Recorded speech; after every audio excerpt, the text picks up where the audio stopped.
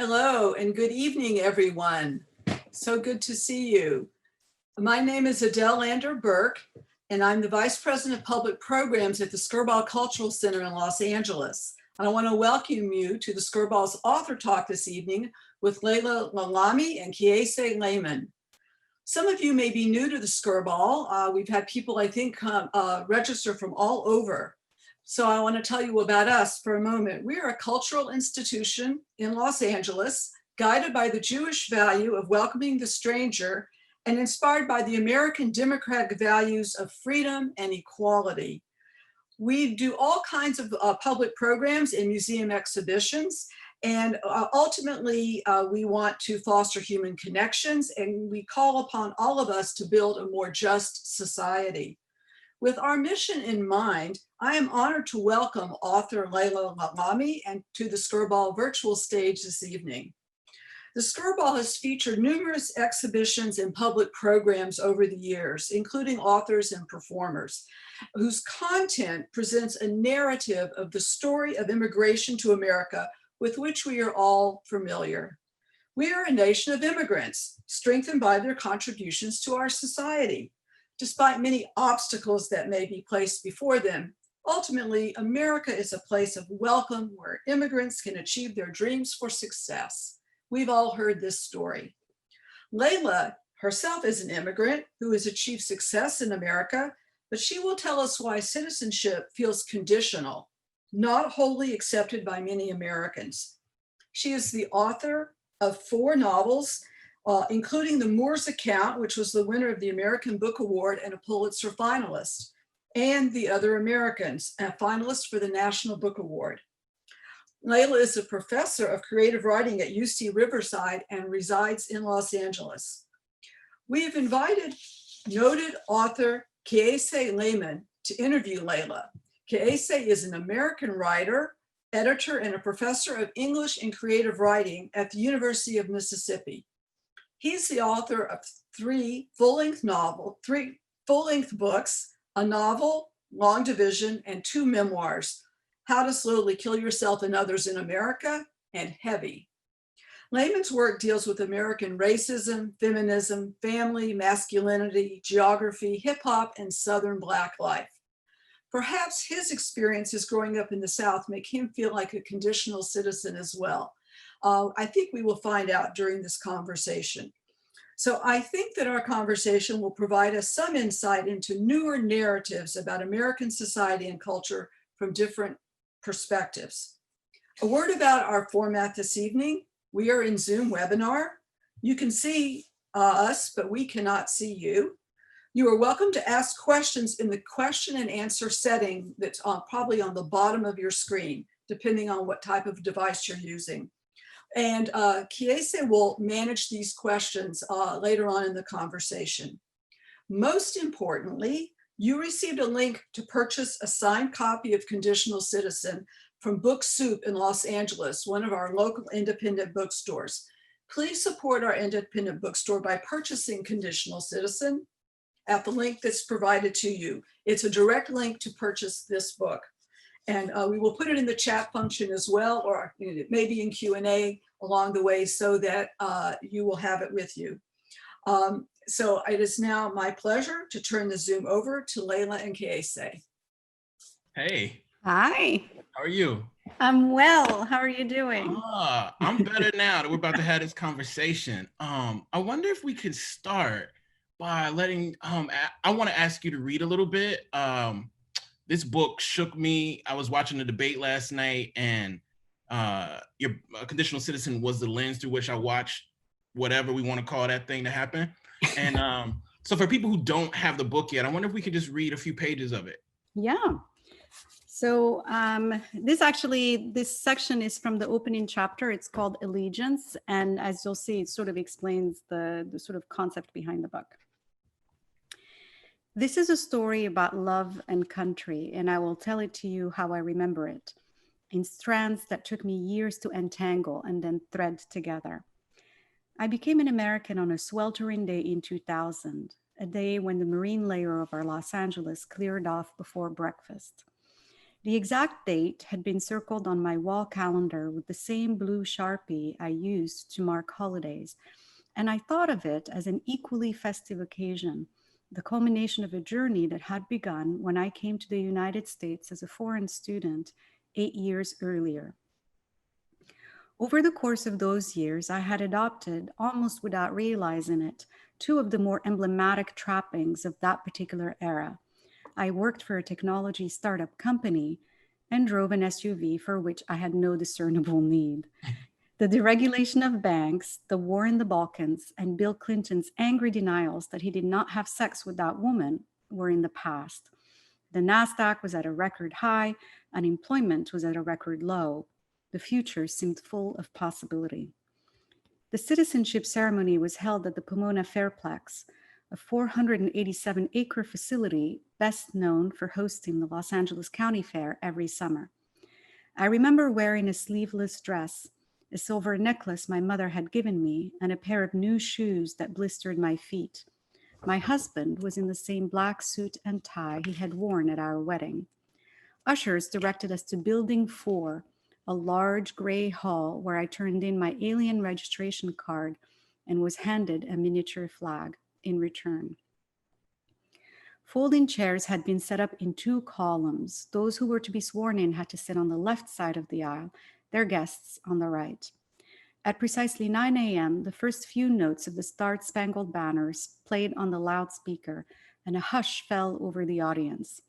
The air smelled of fresh roses and heavy cologne, but the mix could not fully disguise the scent of 3,000 people gathered in a windowless hall in 98-degree weather.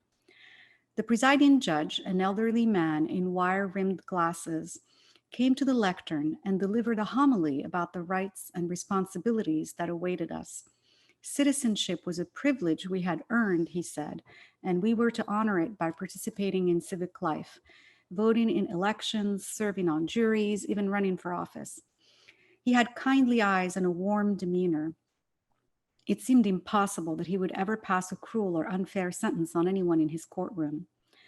After his speech, he moved to the center of the stage and asked us to stand so that we could recite the oath of allegiance.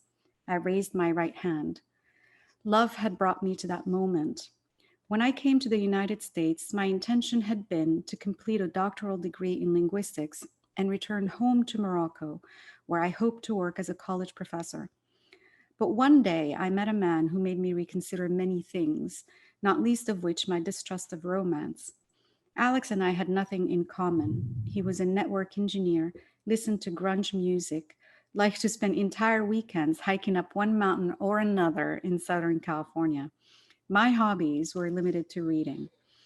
Still, whenever we were together, we lost track of time. I remember us driving to a movie in Century City one night and missing the freeway exit twice because we were so engrossed in our conversation.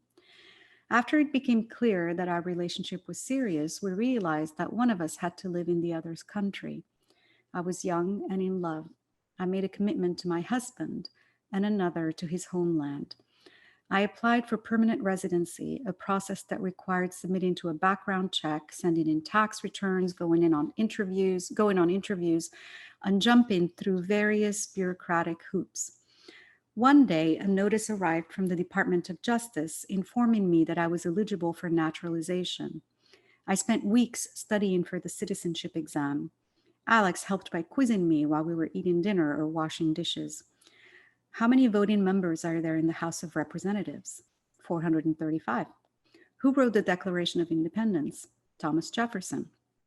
What stops a branch of government from being too powerful? Checks and balances. But in the end, I didn't find the test to be particularly challenging. Perhaps it was because long before setting foot in the United States, I had taken courses on its history, studied its literature, and become fluent in its culture. The familiarity, I realized within days of arriving in California, was not mutual. Then the moment came when I had to take the oath. I swore to renounce allegiance and fidelity to any foreign prince of whom I had been a subject, to support and defend the constitutional laws of the United States, and to bear true faith to the same. Faith was an apt word for the leap I was taking. I was placing my trust in America. Alex and I came out of Building 4, holding hands and squinting in the sunlight. Later that morning, he dropped me off at my office, and an hour later, I was called to a meeting. I opened the door to the conference room to find my colleagues, lexicographers and programmers and business analysts, huddled together under red, white, and blue balloons. "Surprise!" they hollered in unison. On the table was a catered lunch of hamburgers, apple pie, and lemonade. As I said, a festive occasion. Nearly 20 years have passed since that summer morning at the Pomona Fairplex. I am no longer a starry-eyed bride, but maturity has its advantages. I can see better now what I had perceived only dimly back then. Being a citizen of the United States, I had thought, meant being an equal member of the American family, a spirited group of people of different races, origins, and creeds bound together by common ideals.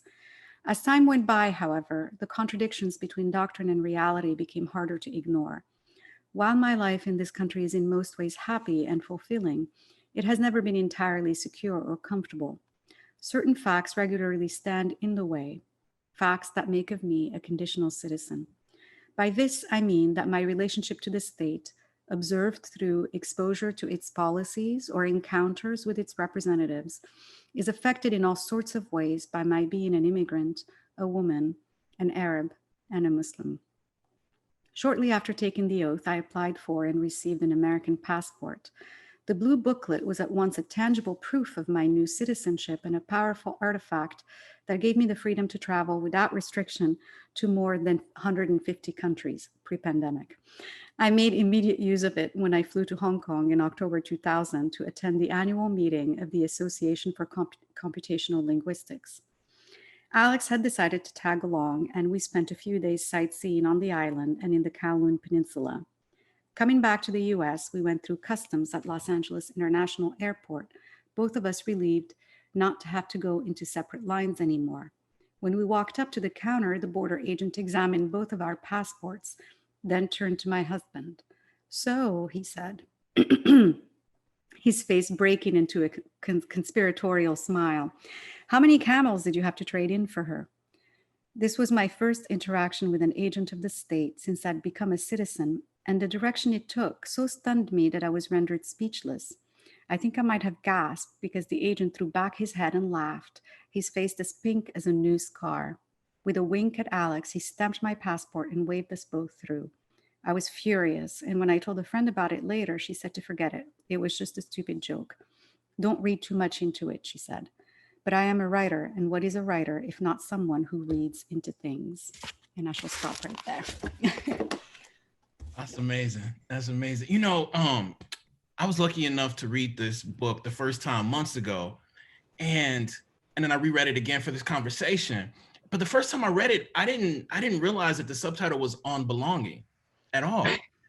It was added later. We added it after because you read it when it was, I think it might have been in manuscript form. It was okay. It was added. Yeah. Yeah, you know, one of the things I want to say is Conditional Citizens is I think easily like the most joyful and terrifying book that I've read, definitely this year and possibly in the last 4 or 5 years. But I want to start with joy because we're going to work into things that are not joyful. Sure. But can we talk about joy in the discovery process? Like, what was the most joyful part of the making of this book for you, Laila? The most joyful part, that's a really great question. I think joy is such an important thing, such an important emotion, and we don't talk about it. And it's so necessary to our survival. The most joyful part of writing this book for me was the realization that every single step of its history involved fighting. There was never a moment in which somebody was not trying to take rights away from somebody else, and they had to be met with resistance. And for me, it was joyful to know that other people who came before us had struggled and had fought for the rights that we enjoy today. So that was one part of it. And then the other part was just on a personal level, like just for me as a writer, kind of revisiting this initial decision to become a citizen, which grew out of love. And it in writing the book, I realized that oftentimes we think of citizenship as a status, and I realized I had been thinking of it as a relationship. In the same way that I have a relationship with my with my husband, but I also have a relationship with the country. And I think that I view this relationship as something that has to be based on honesty. And that is, that was kind of the joy of writing the book, is realizing that it did involve, the honesty of looking at some of the less savory parts of its experience. Absolutely. I just want to also just break real quick and say, we want to encourage you to put your questions in the question and answer box, and we're going to try to weave those in as organically as possible throughout this conversation. I asked you earlier to get your permission to talk a bit about the debate. Yes. We're both professors. As that old cliche, you got to meet people where they are. I think most of us are still shell-shocked from what happened yesterday. But you write in Conditional Citizens, over the last 20 years, I've come to understand that there's nothing more American than forgetting the past, right? Mm-hmm. I sort of cloaked myself in that as I went through the debate last night. And I thought about how President Trump stepped onto the stage with birtherism, and he became president. He immediately issued this Muslim ban. And there were not only were there no questions about that, that wasn't even an utterance. So can I just get you to talk as briefly as you want to talk, or as profoundly long as you want to talk, because there's so much more to talk about in this book, about what you thought and felt, not just about those two men on that stage last night, but about those two men on that stage last night and their relationship to forgetting, not honesty, not remembering, but forgetting. Can we talk about that for a second? Yeah, absolutely. So just for context about the quote that you gave from the book, I was sworn in. I mentioned at the Pomona Fairplex, that's the section that I read from. And in the opening chapter, I explained that I discovered years later, that the Pomona Fairplex had served as an assembly center for Japanese Americans in 1942. So this was the place where all Japanese Americans who live here in Southern California in different counties had to report in order to be put on the train and sent to the Heart Mountain concentration camp in Wyoming, or I guess internment camp they were called. And I was staggered by that realization that the same government that had designated its own people as suspects and had to put them in these facilities was swearing in new citizens at that same facility, and there was no marker of that anywhere at that place. I mean, it took a lot of activism from Japanese Americans to install a plaque, which was only put a few years ago. Now, erasure has been sort of central to my work as a writer because it's something that I've been interested in just because of my own experience as somebody who grew up in Morocco, which is a former colony of France. And growing up in Morocco, all the books that I read invisibilized us to ourselves. And so, just erasure was something that I was interested in. And it's like the basis of the Moors account, which is based on the story of the first Black explorer of America. So I think that in the creation of the national identity of this country, in the creation of what it means to be American, there is this deep need to forget. There is this deep need to erase. And for example, when we look at the men who stepped onto the stage last night, as you mentioned, the Muslim ban was not even brought up, nor the ban that followed it, which was mostly focused on African countries, principally the people of Nigeria, which is one of the biggest, if not the biggest country in Africa. And so the fact that that is now just kind of not talked about when that was the signature policy promise of Donald Trump when he stepped onto the national stage. That was, of course, troubling, but perhaps not unexpected for those of us who are used, who look at erasure as part of our practice. And that wasn't the only thing too. I mean, there are other parts that were conveniently swept under the rug, and each, to me, what was interesting was that which parts of their records they were trying to lobby at each other. And so, of course, Trump was trying to remind everyone about Biden's role in the 1994 crime bill. And Biden, in turn, was trying to bring it back to the hope for the future and not to talk about some of the stuff that he had done in the past. And so, yeah, I mean, I think that even when we think of the nation and of the US, and because this book has been described as a book by an immigrant, I keep hearing the phrase of nation of immigrants, which is, of course, even as a phrase, however well-intentioned, is a phrase that also invisibilizes a lot of people. The descendants of enslaved people are not immigrants. And I think also it's, you know, it also invisibilizes indigenous people. And immigration has never been in this country something that was open. For most of its history, it was strictly controlled, and it favored immigrants from Western European countries. So it's really only since 1965 that race has stopped being a condition on access to, for everyone, that it stopped being a condition to immigration. So there's just a lot of erasure that is involved in creating this myth of America, this national identity, this idea of the American dream. So all of these things that children are taught involve erasing parts of the history of America as a settler colonialist state that was, you know, built with the labor of enslaved people and on indigenous land. Absolutely. You know, one of the things that you've made me think about for months is this very thin line between, I think, allowance and encouragement.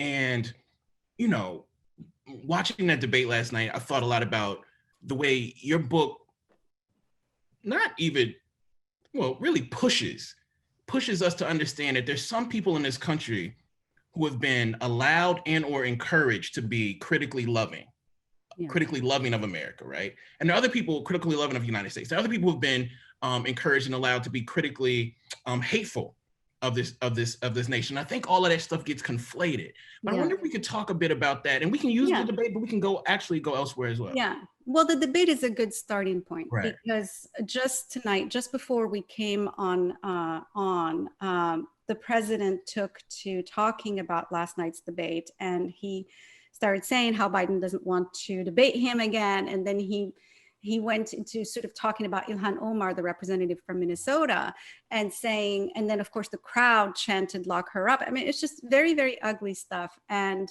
he said, so this is the dog whistle, something to the effect of, she's trying to turn Minnesota into a refugee camp. And so it's really sort of staggering to me that somebody who was duly elected as the representative of Minnesota's 5th district is being talked about as though she is illegitimately in Congress, when she is obviously, she's there through the regular process as everybody else in Congress. So there is, and why? Because she's been somewhat critical of some of the policies of the government. So because she's been critical, Trump's answer is to basically say she has no right to be critical. And in fact, she shouldn't even be in Congress. Right. And he said this about other members of the squad with his "go back to where they came from" comments. And it's particularly striking because as a candidate, he wrote a book called Crippled America. Mm-hmm. So he spent months in the previous campaign telling us how the country is broken and only he could fix it. Right. He kept saying how, you know, China was, I'm sorry for the violent language, but China was raping us. He was, you know, it's just constant violent language about the United States and how terrible it was. And only he could fix it. And nobody said to Trump, go back to, I don't even know, I don't know where his ancestors are from, I guess Germany, I think. Right. And so there is a certain sense in which if you are a person like him, which is a wealthy white man, you get to say whatever you want about America. You get to say anything you want. You can say that immigrants are ruining the country. You get to say that Obama was not born here. You get to say that he's a radical socialist. And nobody says you're not, you know, you need to go back, or you're not American, you have no right to say that. But if you are an immigrant, if you are descended from immigrants, that right is questioned. That's what constitutes conditionality. You are American if you are silent, or if you agree that this is the greatest country and you can't criticize it. And so for me, even with the writing of this book, and it's only been out for a week, but I've already had a couple of emails and comments of people telling me, you seem to be, they're just very upset that I wrote a book that is looking critically at citizenship. And I was struck by that because I have written a number of pieces that were critical of Morocco, and the response I get from the United States is almost always, it's universal, calling me brave, saying how, because I'm criticizing the government of Morocco, which is not, a democracy. But the same critical eye, the same appraising gaze, once it's turned on the US, makes me, instead of brave, it makes me ungrateful. And so I think that is really, it comes down to who gets the right to criticize. And I think that it's because of the history of citizenship, which connected race with citizenship, that some people still are viewed as having more of a right to free speech, more of a right to be critical than others. And it really has to do with that history. Because I'm not sure, because of the world, I'm not sure how, if we're gonna ever get to talk again. So I just want to ask all I hope we do. Yo, we gotta hope, but we don't know. The first read of your book, it just took me back to a young Baldwin. And in autobiographical notes, Baldwin writes that I love America more than any other country in the world. Therefore, I insist on the right to perpetually criticize her. I thought about that quote from a young Baldwin while reading your book, because Baldwin could have crafted that sentence anyway. He could have said, you brought me here unwillfully. Therefore, I insist on the right to perpetually criticize. And love in that quote, and love in this book, interpersonally and I guess nationally, is just so pervasive. But I wonder even if we sometimes, in a rush to, I don't want to say if this is true, but I wonder if in a rush to be accepted, we have to foreground our love of the nation before we actually rightfully criticize. And I don't think that's what you're doing at all. But I wonder, I've been wanting you to talk about that concept the whole time. Do you, and you use love in this book, interpersonally and for the nation. The last chapter of this book is just like phenomenal, the way you remix a lot of American doctrine. But what if we don't love it? Like, what if we don't love it? Can we insist on perpetually criticizing in robust ways, the way Baldwin does, the way you do, without the love? Well, I would say to that, so to look at citizenship as a kind of lottery. None of us choose the country in which we are born, or choose, anything else about how we are born, like race or gender, any of that.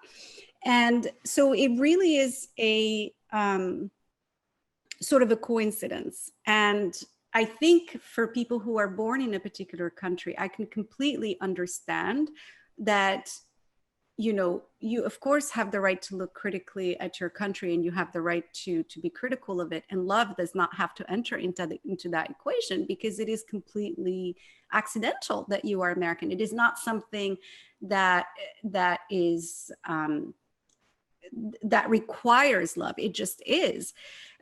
In my case, because I'm an immigrant, and I took this decision. I could have remained an immigrant and just renewed my green card every few years, and I decided to become a citizen. And because it is a choice, it is, to me, it signals a commitment to the country that grows out of love. But for me, love is not silent. Love is honest. If I see that you're doing something that I think is terrible, I'm going to tell you. If I love you, I'm going to tell you. Right. But I understand what you're saying, and that's a really interesting impulse. And I think it is particularly directed at people who are a little bit, like I've noticed it sometimes with editors, for like magazines or newspapers and all that, where there's always this little bit of, for lack of a better word, fragility. Like it's a bit of like anytime there's any criticism, they there's a bit of a fear. Yes, but everything turned out okay. Or, you know what I mean? Like so there is a bit of pride in the country. And so people feel a little, they feel, I think, maybe worried about hearing too many terrible things about the country. And I think they just want to preserve their comfort. And that is the thing that we don't want, because discomfort is how you grow. Discomfort is how you change and how you learn. Absolutely. And I think you worked through this like masterfully in the assimilation chapter to me. But I just want to bring everybody in some way in on a collective definition. One of the things you say in the book is that conditional citizens are people whose rights the state finds expendable in the pursuit of white supremacy. Conditional citizens are the people whose rights the state finds expendable in the pursuit of white supremacy. And why you laughing? Because it took me a while to figure out like a way to say it, like whose rights are sacrificable and whose rights are not. And I was just like trying to figure out a way to say it. That's why I'm smiling. And what I love about that is that, because I am a conditional citizen, I love verbiage that brings me together with other people who I don't necessarily feel an affinity for, not naturally. Right. No, I was going to say that this is a really good point. And we see this everywhere when there is a kind of, when there's like some kind of like pressure where white supremacy is under, is perceives itself to be under attack, then certain rights kind of get taken away, and those are the rights that always get taken away first are the rights of conditional citizens. And there are so many examples. I give a few of them in the book, but obviously 40 acres and a mule, like all the indigenous treaties, but even everywhere. Like if you look at school zoning, if you look at whose neighborhoods are given up to build freeways, if you look at whose public goods are decimated, all of those things oftentimes involve or are targeted at conditional citizens because they are viewed as expendable. And that's where there's not where there's a lack of equality. One thing I do want to mention is that when I started working on the book, my idea had been that I was going to focus on the experience of Arabs and Muslims in this country. And that would be like what I meant by conditional citizens, because the term I came up with when back in 2016, when during the Democratic National Convention, this gentleman named Khizr Khan showed up and he had the copy of the Constitution. It was such an electrifying moment. And even though he had lost a son in Iraq, he was attacked as a stooge for the Muslim Brotherhood. I mean, it was just very, very ugly for a few weeks. And it struck me that even when you make the ultimate sacrifice for your country, that you still, for people like Trump and his supporters, that you're not really American, and they're going to accuse you of being a traitor, of sedition. And so that was going to be, so I wrote a column called Conditional Citizens, and I decided I was going to expand the idea into a book, and it was going to focus on Muslims and Arabs in this country. But as I look at experiences of people such as myself, I started to notice connections with the experiences of others. So you brought up assimilation, which is something that Muslims are often accused of not assimilating enough. But when I looked at assimilation in this country and my own experiences of it, from what I observed in Morocco, but when I looked at this country and assimilation, it was impossible to talk about it without bringing in the experiences of indigenous people and of Indian boarding schools, where children were forcibly taken away from their families and sent to these boarding schools, and they had to speak English, and they couldn't wear their hair in native styles, and all this stuff. They couldn't wear clothing, they couldn't practice their religions. If I looked at the experience of surveillance Right. which is what happened in New York when the NYPD was spying on Muslims there, which is something that was revealed in an Associated Press report a few years ago. Then of course I have to connect this with the surveillance of civil rights leaders, and like just in general surveillance of African-American activists dating back to like COINTELPRO and even before. Or if you look at something like denaturalization, every experience that I could think of that Muslims had gone through, I could name other communities that had gone through it, or deportation. For example, with the mass deportation of Mexicans and Mexican Americans in the 1930s, as many as 2 million people of Mexican descent were basically sent to Mexico. So because everything that I could think of had this history, for me, that's when I decided to broaden the scope and have each chapter on each of these topics and create these connections, because I think that for me, the book is basically saying, look here, there's nothing new. Everything that we are going through, other people have gone through. And it is only through the creation of this sort of solidarity between conditional citizens that we can hope to have any kind of like experience of equal citizenship in the country, if that makes any sense. It makes a ton of sense. And one of the things I want to tease out is I think one of the conditions that we conditional citizens, one of the conditions is gratefulness, right? Like gratefulness is a condition of our citizenship. So I mean, I think you've talked about that, and we can talk about that more, but I really want to think and talk about gratefulness or the creation of a perceived gratefulness as a strategy for survival. I moved to New York I went to grad school in Indiana. I moved to New York late August 2001. Right, you're right about that. Yeah. Yeah, I lived in an apartment complex, and September 12th, almost all of my darker skinned Arab and or Muslim neighbors put up these American flags, bought their kids little American like pajama sets.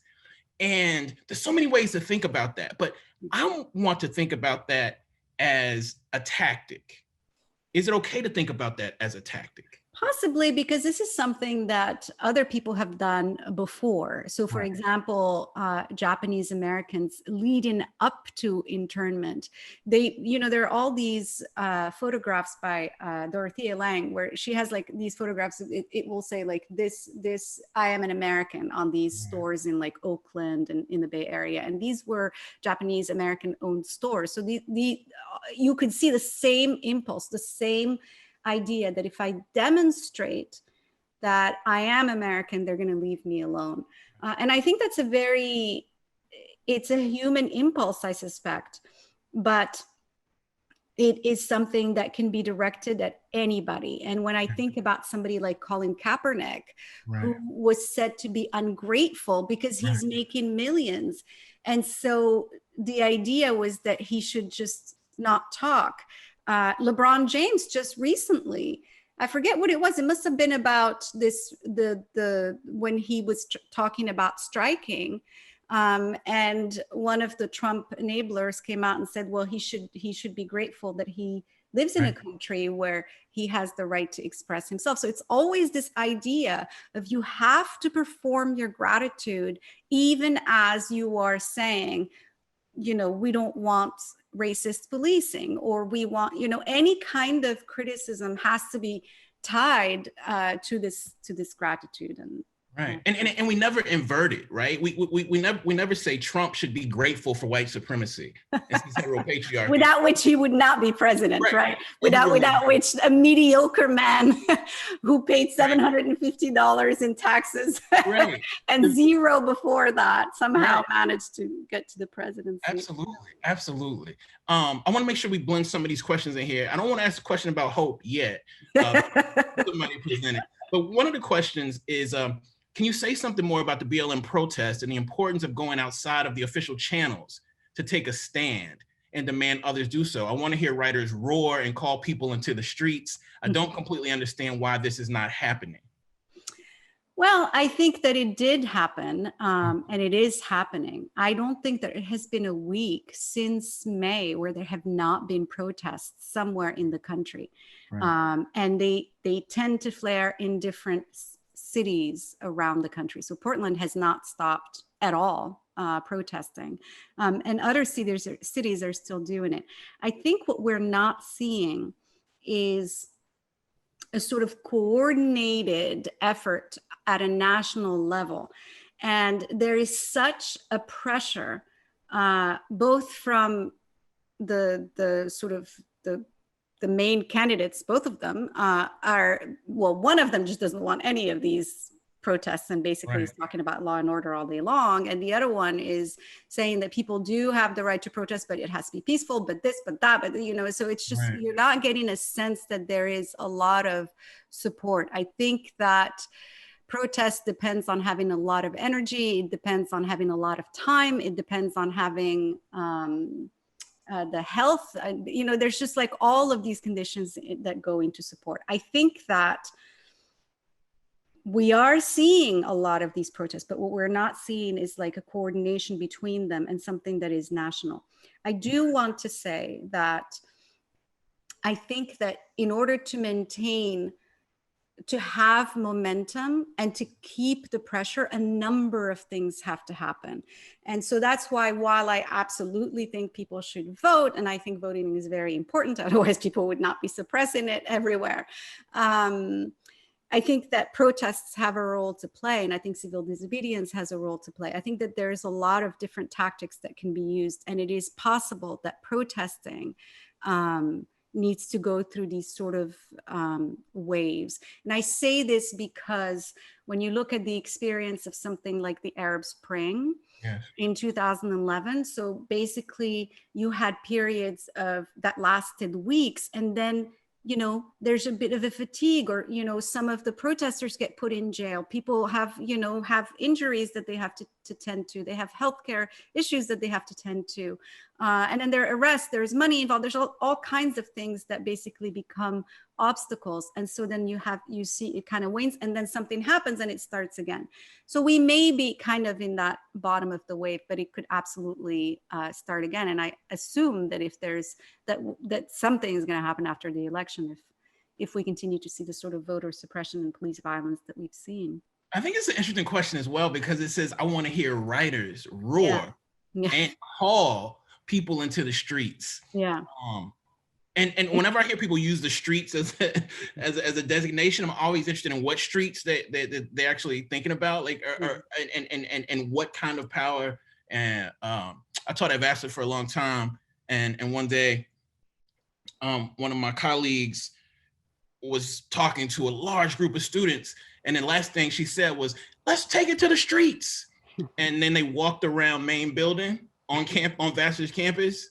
We all walked around, and we came back to the same place.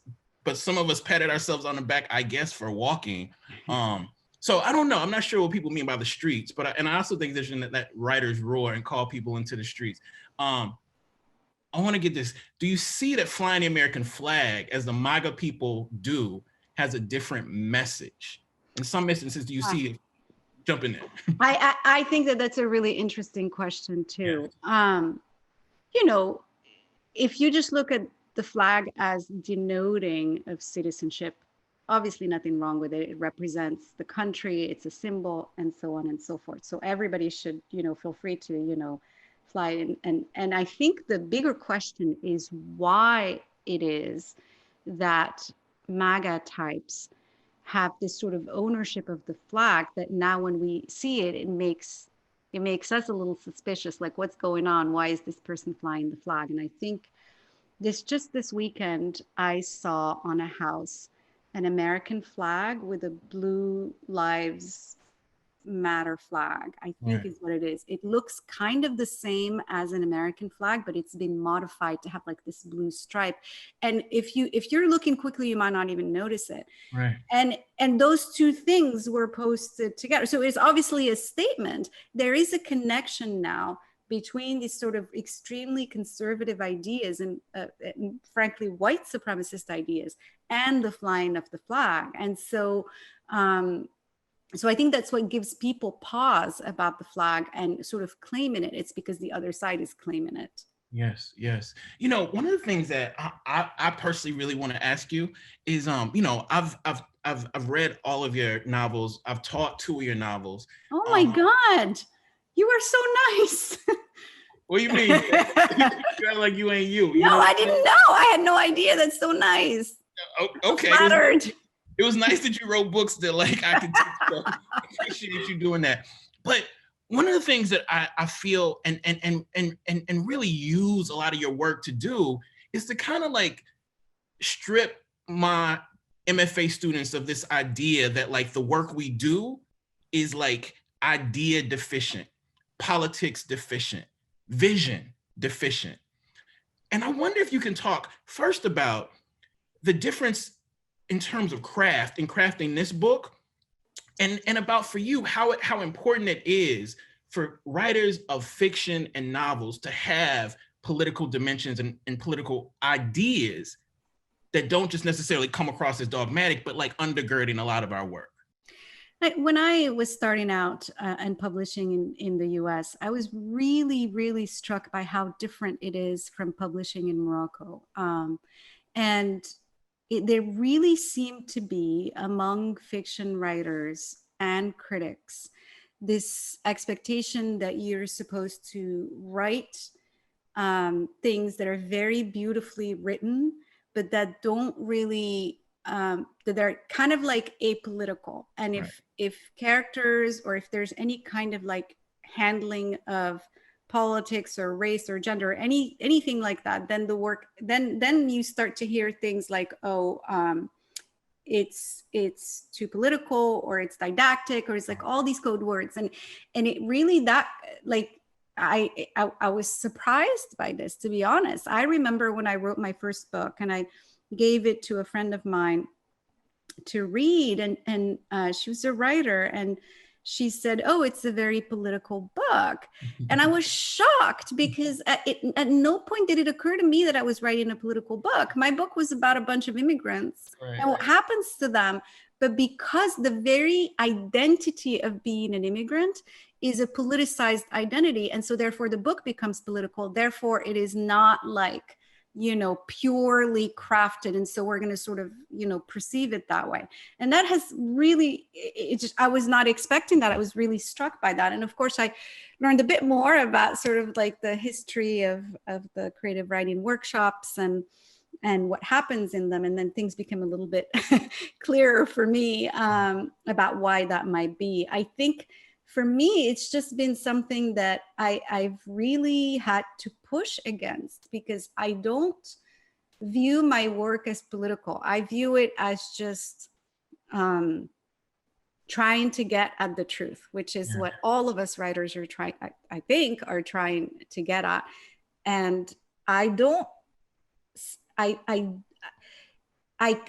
think in the writing, I struggle against silence, and I struggle against erasure. And so in the process of doing that, it comes across at times as like being political.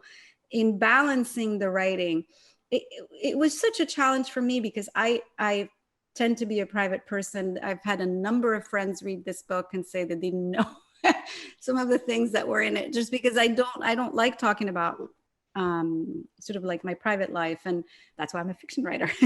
And so in this book, you know, having to sort of use some of the sort of the techniques of the essay, but like kind of like stretching it where it includes the features of the personal essay, where there's like, for example, a personal anecdote that opens the piece, but then it kind of goes into a more like sort of like cultural criticism, or I don't know what you would call it, where it's actually looking more at the history. So it goes from the personal experience to look at sort of the group and the experiences of others.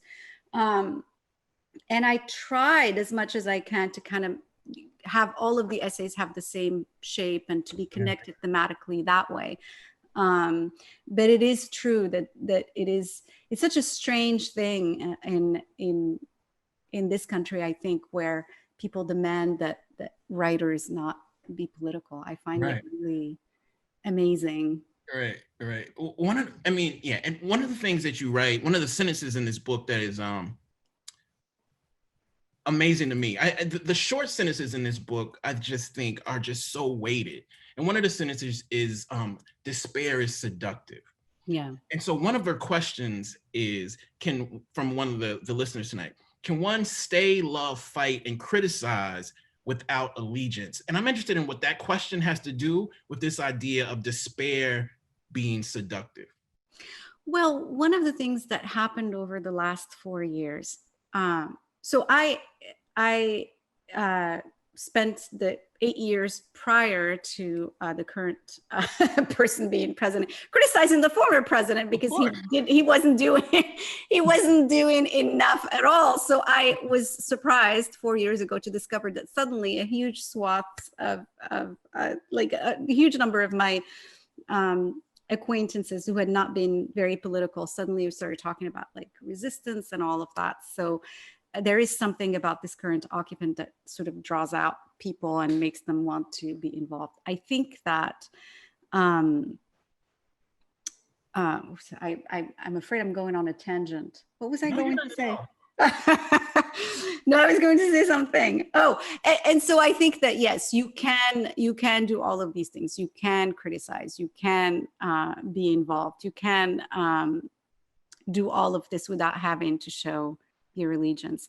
I think that the allegiance part is really pressure that comes from the outside rather than from the inside. So you see it sometimes in extremely subtle ways, like the fact that if you are willing to actually write uncritically, it might actually be easier for you to get into certain platforms than if you write critically. You know what I mean? And so and so I think that it's kind of done that way with that kind of subtle pressure, but it's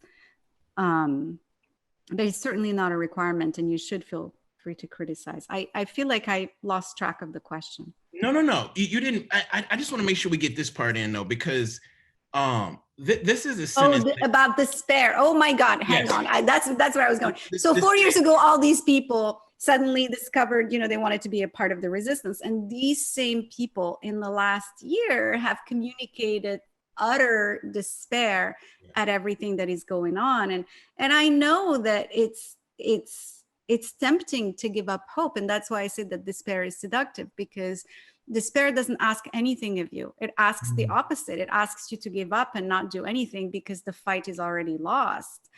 And I think about what my parents' generation survived. And, my parents lived through the French occupation. They lived through civil unrest. They lived through independence. They lived through 2 coups d'etats. They have seen a lot, and they survived it all. And if they had given up, I wouldn't be here. And so, in some sense, like, you have to look at all of the generations that came before you have faced the exact same thing. Where would we be if I don't know, if Thurgood Marshall had given up? Maybe we wouldn't have Brown v. Board, so you have to, like, for me to just get through each day in this country, I have to get up in the morning and just basically tell myself, what can I, in my small, limited way, do to be an agent of change? And it can be something small. Like, nobody's asking you to transform this country in 24 hours. It's not going to happen. But, like, in a small way, what is it that you can do? And yes, of course, being involved in electoral politics is important. And I've never written more postcards in my life than I have written in the last month.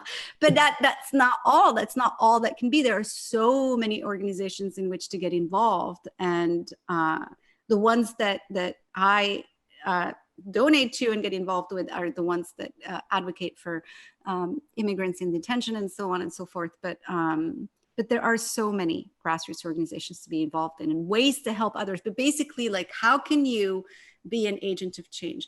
And I have seen in my own life how you can build on small actions if you stick with it. As a novelist, like, if you look at a 400-page book and you want to do it all in, you know, in just a short time, it's not going to happen.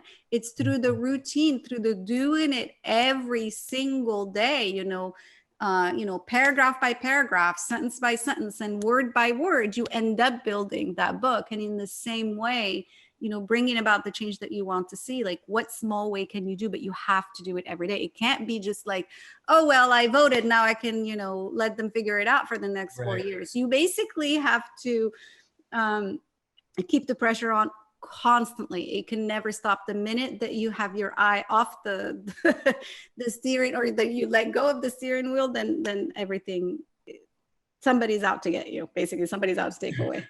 I think that what you just said addresses the big question we first got, which is what gives you hope that it's still worth criticizing.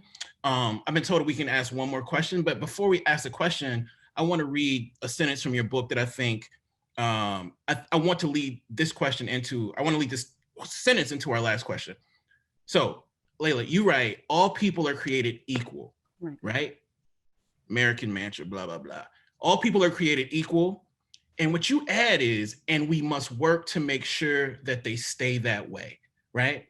And the last question we have from our attendants is, how do you see conditionality affecting / extending to children of immigrants who are themselves first-generation native-born citizens? And I'm thinking about that question in relationship to this quote, especially the last part, we must work to make sure they stay that way. Can we talk about that? And then let people I think that, you know, you'd be hard pressed, except in the sort of like neo-Nazi areas, to find someone who says they disagree that everybody is created equal. Everybody says that they create, but then it's like, but right. But I voted for this, you know, I agree with voter ID laws, or I voted for this person. I mean, it's like, it becomes a lot more complicated when you see what follows that. I think that when you think about people being created equal, you have to actually think about making sure that they stay that way. And that's where the work really begins. And with respect to children of immigrants, I can't think of a group whose rights I worry more about than these children, because the administration so Trump has nominated a new judge. So he's going to have 3 judges on the Supreme Court. And this new judge has written opinions that say things like that voting should be for virtuous citizens. So it's very clear how she might vote on, for example, voting rights. But also she has written quite worryingly that the 14th Amendment was not correctly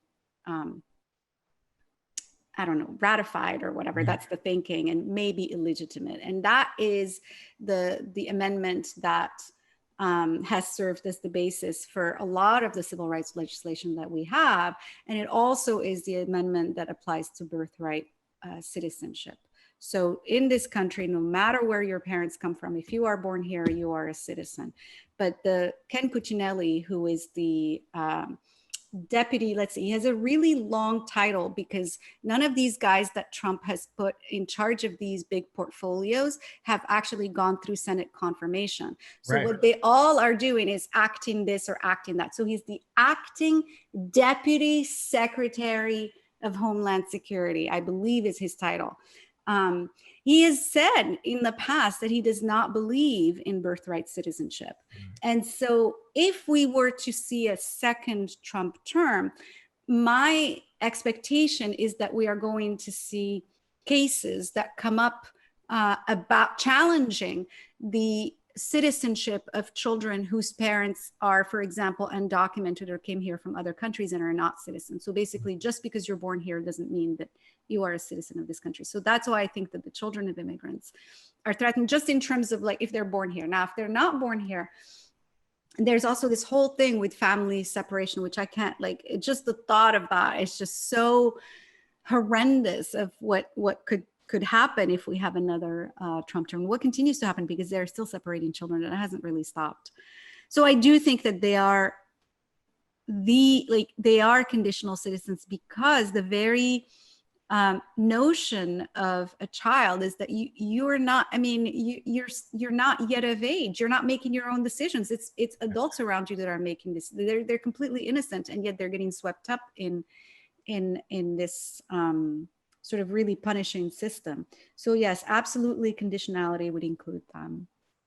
I just want to go beyond saying thank you for just being one of the most evocative writers and scribes that we have in this world, but I also want to thank you for risking what you have risked in the writing of all your other books, and particularly this book at this moment. I'm not going to purport to know all of the things that you are risking to put this book out right now, but I know you are risking. So please, please, thank you so much for loving us enough to risk.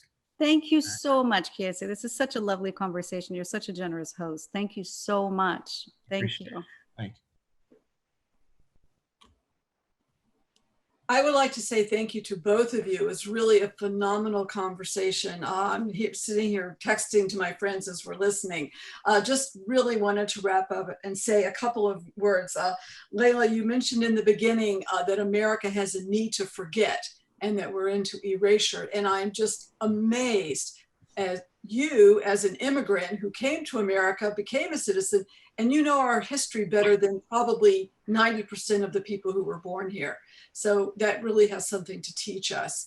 And at the end, we had a discussion, Kiese, I think you brought this out in the conversation about being an agent of change. We all have to be agents of change and to really ensure the equality and justice and freedom that we think America should be about.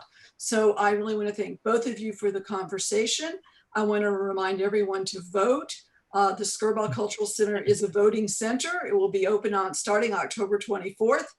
Go and find the closest place for yourself to vote. And most important, we have linked into the chat again. If you'd like to buy this book and read all of it, please go and purchase Conditional Citizen. I thank you both, and good evening to everyone. Hey, Conditional Citizens, y'all. Thank you. Thanks so much, Kiese. Thank you. Bye, everyone. Good night. Bye. Good night.